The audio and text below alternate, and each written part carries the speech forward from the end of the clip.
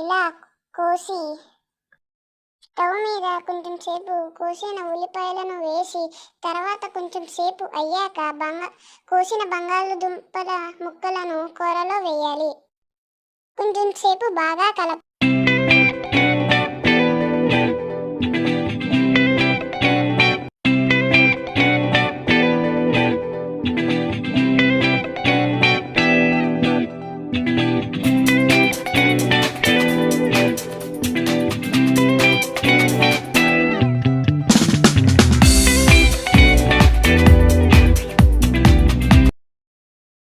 దానిపైన మూత పెట్టి కొంచెంసేపు ఆగాలి.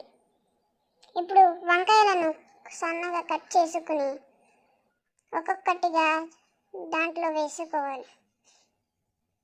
మనం చేసే కూరలో వేసి బాగా కలుపుతూ ఉండాలి. కింద మాడకుండా బాగా కలిపితే మంచిది.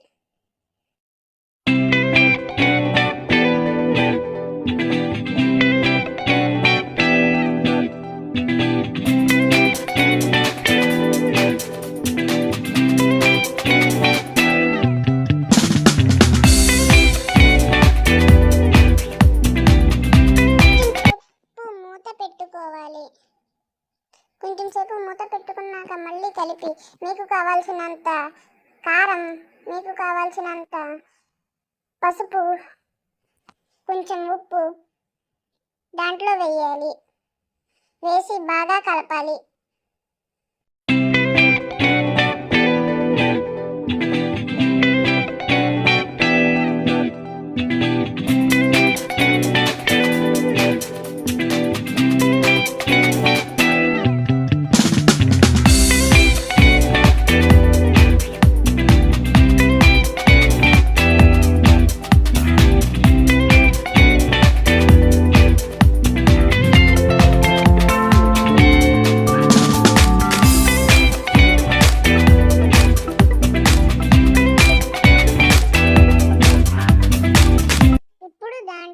ఒక గ్లాస్ నీళ్లు పోసి బాగా కలపాలి.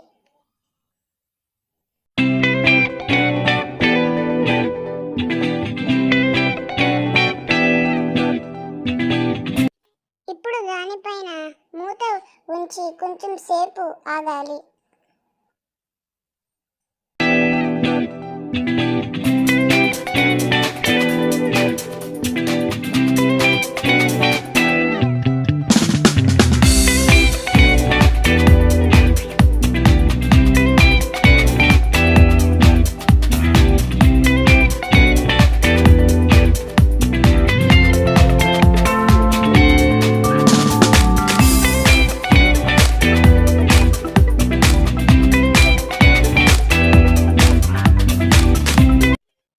కూరలో కొంచెం కొత్తిమీర కలుపుకుంటే టేస్ట్ వస్తుంది. అందుకు కొంచెం కొత్తిమీర వేసుకున్నాం.